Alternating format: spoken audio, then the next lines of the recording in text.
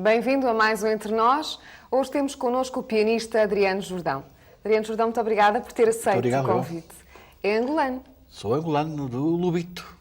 Nascido ali... Conhece o Lubito? Não conheço. Não conheço Angola. Não conheço a África, melhor dizendo. Não sabe o que perde. E já tantas pessoas têm passado por esta cadeira. Porque a África é uma coisa... E têm falado tão bem de África. Eu digo que a África tem um vírus que nos marca para o resto da vida. Há muitos anos que eu não vou à minha terra, mas sinto uma ligação profundíssima. Eu nasci e ia mesmo na Restinga do Lubito, naquelas casinhas em cima do mar que existem. Saiu de lá com que idade? Muito pequenino, bebê. Viemos logo para Lisboa, os meus pais mudaram-se quando eu tinha 1 ano e pouco para Lisboa. Mas voltei à África várias vezes para tocar e a Angola nunca mais há 30 anos. Tenho muitas saudades. Já não vai lá, portanto, há muito tempo. É verdade. Mas deixou marcas em si, não é? Lembra-se? Sim. A primeira vez que voltei, eu acho que nós, quando nascemos, ficamos marcados com o nosso primeiro contacto com o nosso meio natural.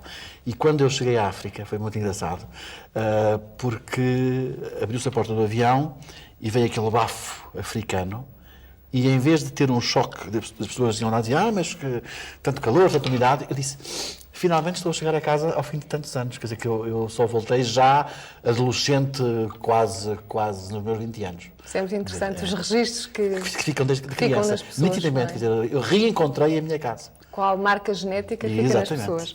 Veio para Portugal muito novinho, portanto meus pais mudaram para cá. Não veio para estudar piano, não, para estudar música. Vim para estudar Como é que tudo. foi o seu crescimento aqui em Portugal? Muito feliz, muito feliz. Eu tenho, não sei se isso é muito vulgar, porque quando eu vejo muitos dos meus colegas falam sempre nos problemas enormíssimos que tiveram na sua infância e adolescência. Eu tenho que dizer que tive uma infância e uma adolescência extremamente felizes e de qual tenho saudades no sentido positivo, da família, dos avós, da casa, do ambiente. Nós somos muitos irmãos, somos 7, o que é também uma marca. Nós entre ajudarmos e entre educarmos muito e damos-nos todos muito bem ainda hoje, cada um com ideias políticas, posições sociais e económicas diferentes, damos-nos muito bem, vivemos e com o sentido também de uma certa independência e de respeito. E também um certo desenrasco, se me permite a palavra. Os muitos irmãos ainda. Exatamente. Eu sou muito marcas.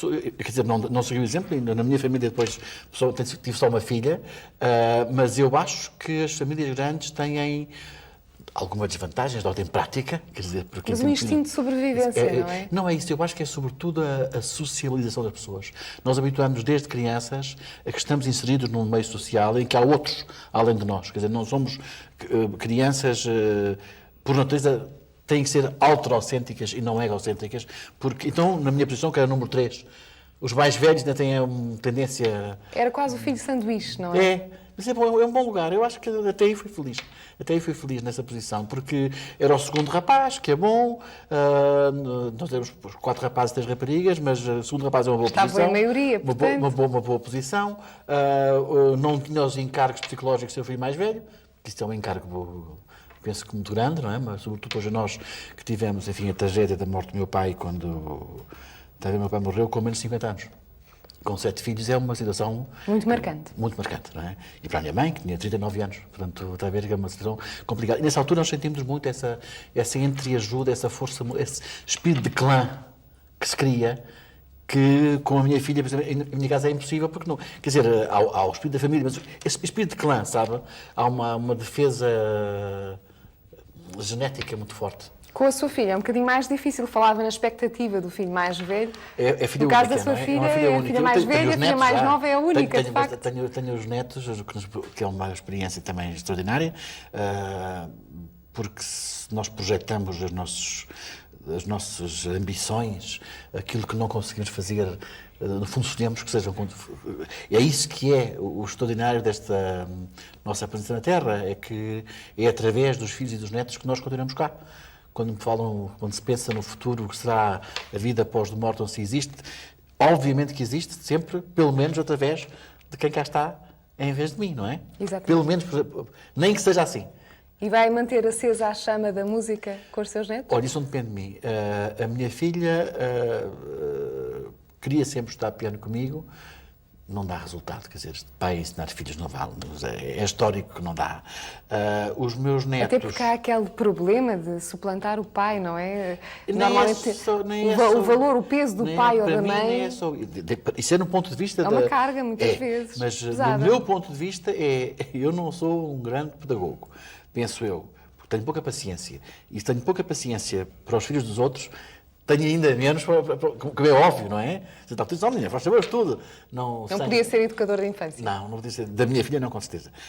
Mas falávamos nos netos, é engraçado, eu tenho 2 netos com alguma diferença de idade, um tem já 10 anos, o outro quase 2, e é engraçado como, ambos gostando muito de música, eu vejo no neto mais pequenino uma atração imediata, não só pela música, como pelo piano. Conheço um bebé que toca com os dedos e não com a mão assim. Ele toca com os dedos no piano, é engraçado. De facto, não tenho ideia de ter visto. Por exemplo. Mas vou estar mais atenta. Vai estar atenta, porque é importante. Ou então, quando eu faço ensaios, que se senta com menos de 2 anos... Mas acha que é uma atitude de um certo mimetismo de ver o avô tocar assim? Os dedos, acho que é. Quer dizer, porque as crianças, quando vão ao piano...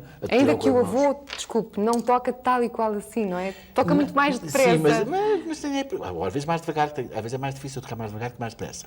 Mas a ideia de ver uma criancinha com uma mão deste tamanho, que em vez de tirar a mão, tenta tocar com os dedos, há mimetismo, com certeza. Quer dizer, viu tocar piano. Mas os outros também veem. O mais velho que gosta do rugby, do ténis e tem hoje uma vocação muito mais para o desporto, o seu contacto com o piano ainda hoje é muito mais, eu diria, muito mais em bruto, no fundo, muito mais natural. O outro tenta chegar pela via já pianística. Isso minuciosa. É engraçado. Ou então fazer ensaios, como eu ia dizer, quer dizer, uma criança, houve 10 segundos de música, cansa-se. Ele ouviu um ciclo de Schubert que demora 1 hora sentadinho numa cadeira. É um menino? Envelhecido até ao fim. Engraçado. É muito engraçado. É muito engraçado. Deposita algumas expectativas nele, pelo que vejo. Não há expectativas, quer dizer... Gostaria, mas gostaria. Quer dizer, eu gostaria que eles fossem muito felizes e acima de tudo. Se ele gostar muito, com certeza. Mas o que eu sinto é que há ali uma ligação musical genética forte. Isso vai com certeza. Portanto, é uma análise objetiva, não é tanto o avô a desejar... Não, porque eu, quer dizer, estou tão amigo de um como do outro, como é evidente, e o mais velho também quer tocar piano e é natural. Mas eu sinto esta ligação espontânea, é engraçado. Com o mais novo. E como é que foi a sua ligação à música e, nomeadamente, ao piano? Olha, era uma coisa complicada, porque a música era presente em nossa casa sempre. Meus pais eram... Eu, retrospectivamente, tenho cada vez mais a agradecer os pais que tive, porque vejo, quando nós somos pais, nós próprios é que damos o devido valor ao que aconteceu. Dizem que sim. Há parte dessa imagem difusa que eu digo de lembrança positiva e agradável do meu passado, que é bom sinal, não é? Que é bom sinal. Há dados concretos, como seja esse, todos nós aprendemos francês e tocávamos piano lá em casa, todos. E ficou só em mim, a parte profissional. Os outros são engenheiros, economistas, agrónomo, não tem nada a ver com Ainda que lhes tenha feito algum proveito, certamente, porque a música... Tenho um sobrinho que seguiu também o caminho profissional. Deverá ter igual peso na formação de um jovem, de uma pessoa, tal como nas outras disciplinas, cada vez mais se acredita nisso. Nós vivemos num mundo, estamos num caminho complicado, mas que me faz lembrar. Ainda ontem li uma entrevista muito bem, como sempre, do Dr. Mário Soares, que dizia que o progresso é feito através das ideias e não através dos critérios de estudamento económico-financeiros, que é uma predominância que nós temos hoje. E, no fundo, extrapolando a noção de ideia para a noção de imaterial, eu diria que a cultura e a música, porque a música, dentro dessa noção lata de cultura, é um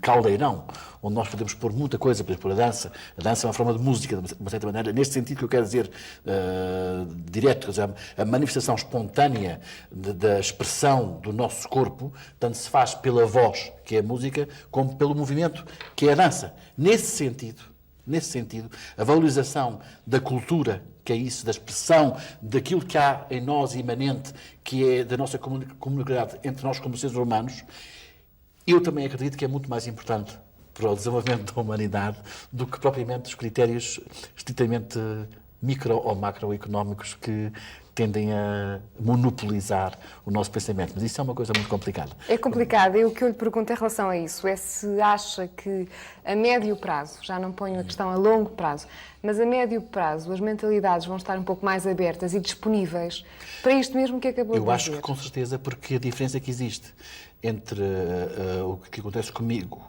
hoje e o que acontecia comigo há 30 anos é de tal maneira imensa. Quer dizer, se eu dissesse isto que acabei de dizer há 30 anos, era um marginal, era um louco marginal.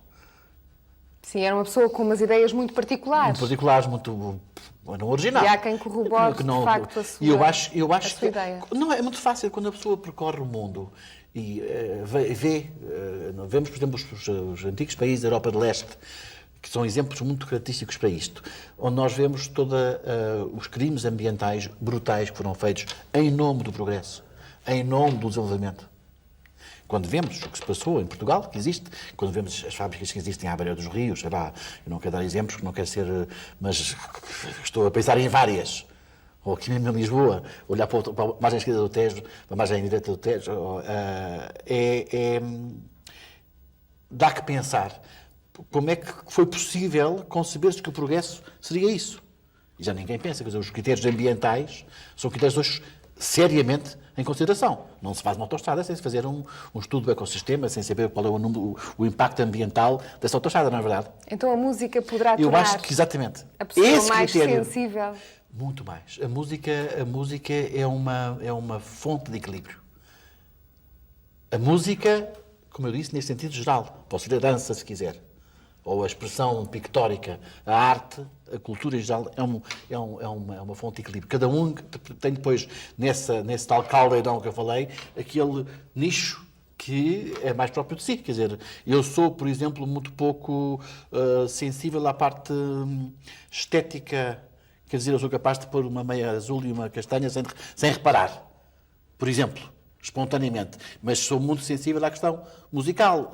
É exatamente o mesmo, o contrário. Há pessoas que são muito sensíveis a uma expressão de pintura e aí é que encontram a sua paz interior e a sua realização e são menos em relação à música. Quer dizer, os planos são diferentes. E há os felizardos que são completamente universais e são... Sensíveis a tudo. Tudo também. A todas as Não sei se é manifestações. muito bom também, mas pelo menos podem ser mais felizes, mais hipóteses. O que é certo, de facto, é que não se pode desenvolver todas as capacidades humanas sem isso. ao mesmo nível, não é assim?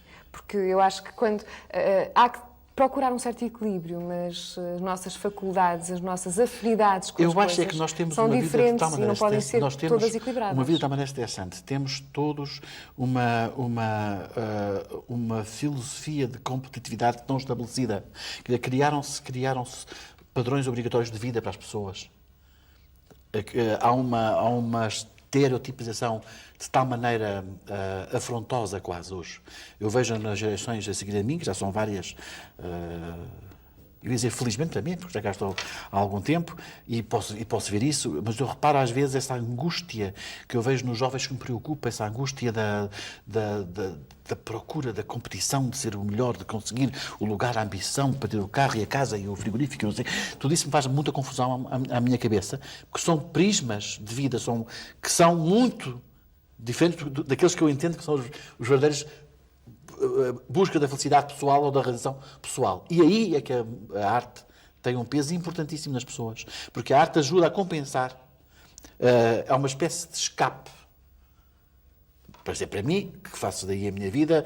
É um balão de oxigênio, como vulgarmente agora é a se minha deve vida. dizer. Mas para uma pessoa que seja um homem do marketing, uma pessoa, como, sei lá, ligada aos computadores ou quando vive nesse mundo globalizado da internet, que é o mundo de hoje, a música é um dos modos de humanizar a vida, que está a ser cada vez mais desumana. Nós estamos cada vez mais ligados pela máquina, cada vez escrevemos menos cartas uns aos outros, ou cartões, cada vez falamos menos às pessoas. Mandam mais e-mails. Muitos e-mails, mandam e-mails com uma escrita cada vez mais reduzida, com uma fórmula nova mais simbólica, uma forma de comunicação, sempre tendente à redução. Repare, não há a ideia, o prazer Olha, dou-lhe um conselho. Um dia que vá ao norte de Portugal, vá ao Palácio de Mateus, não sei se conhece. Estive lá perto este ano. Então vá lá mesmo.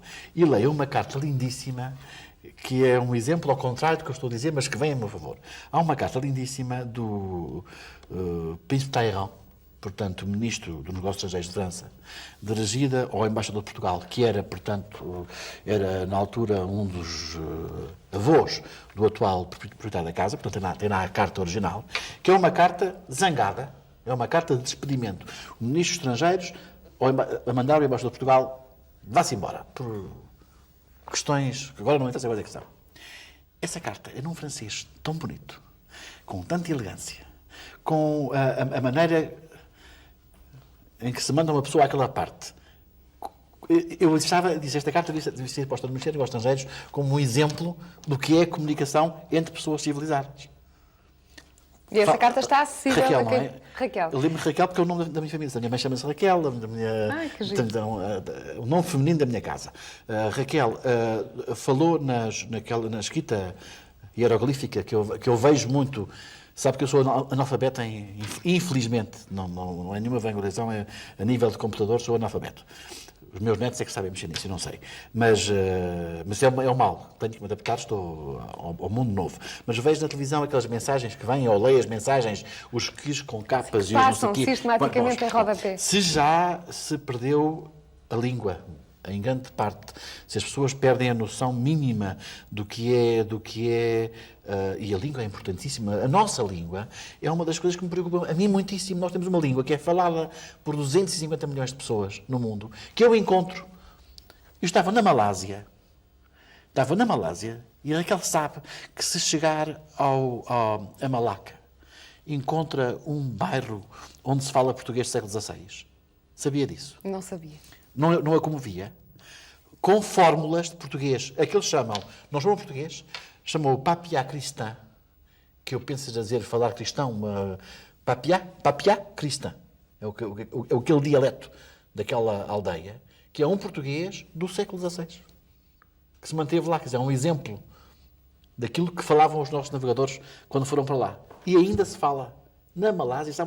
Têm noção de que é a Malásia no século XVI? A distância, o que isso quer dizer. Hoje vamos num avião, demoramos 16 horas e achamos que é uma loucura de tempo. Eram meses para chegar lá, para se estabelecer, para deixarmos essas raízes que estão, um pouco como o francês do Canadá, que é um francês também, o francês antigo. Eu fico sempre comovidíssimo por encontrar, uma vez em Bangkok, estava com o meu querido amigo, saudoso, Maestro Silva Pereira, no último concerto que fiz com ele, e achei muita graça, estava no restaurante, e ele pediu, em mau inglês, pão, porque queria bread. Mas diziam bread, ele era do Porto, e diziam bread muito à moda Com do Porto. pronúncia. Diziam bread, assim um bread do Porto. E o pobre do empregado do restaurante não percebia, dizia-lhe brandies e coisas assim. Até que ele perdeu a cabeça. Mas como é que estes, não digo porque é palavras feias, mas como é que estes dirão pão, carago? E o homem diz, pão! E então foi buscar pão, porque pão, na Tailândia, diz pão, sabia? Também não sabia. Não Já sabia. estive na Tailândia e não sabia. Então, se quiser pão, diga pão, que é muito mais fácil. Eu digo, realmente é engraçado. Para pedir pão, diz pão. Está no Japão, sabe como é que se diz isto no Japão? Copo. Não. Copo. Diz-se copo, tal Copo. e qual, como em Copo. português. Copo. Sabe qual é um doce de ovos que lá comem? Muito conhecido, lá? Pandeló. É interessante, então, os portugueses, de facto, E deixaram isto, marcas. estou a falar já no século XXI. Precisamente. Na nossa embaixada no Sião, portanto, hoje Tailândia, não sei se foi a nossa embaixada. Não foi. É um must para um português. Um must não, tire isso. Uma obrigação para um português. Porque há um documento lindíssimo, que é o primeiro tratado entre o rei do Sião e os Estados Unidos da América. Portanto, estamos a falar já de 1800 e tal. Portanto, não é tão longe assim. Não é tão longe assim, pois não. Em que o tratado está escrito em siamês, com aqueles lindíssima escrita do Sião, da Tailândia, em inglês, porque os Estados Unidos da América fizeram o tratado em inglês, e para compreensão mútua, em português. Isto é, naquela zona do mundo, o português era o inglês de hoje, ou o latim antigo, ou o esperanto. Adriano Jordão, a sua carreira tem sido altamente enriquecedora. Uma pessoa que viaja pelo mundo inteiro, que vai atuar no mundo inteiro, contacta com pessoas interessantíssimas, muitíssimo famosas, e que aprende tudo isto que nos está a transmitir. Isto é normal. De facto, é delicioso. Mas não é aquilo bonito, que não é nos bonito está... ver isso. É delicioso aquilo que nos está a contar, de Pensar facto. que o português era naquela altura, e nessa altura é 1800 portanto, há 150 anos, ainda, só há 150 anos, era a língua franca. A língua comum era o português. Nós não podemos deixar para perder isto. Nós temos obrigações históricas importantíssimas. É por isso que quando nós chegamos a Goa, conhece Goa?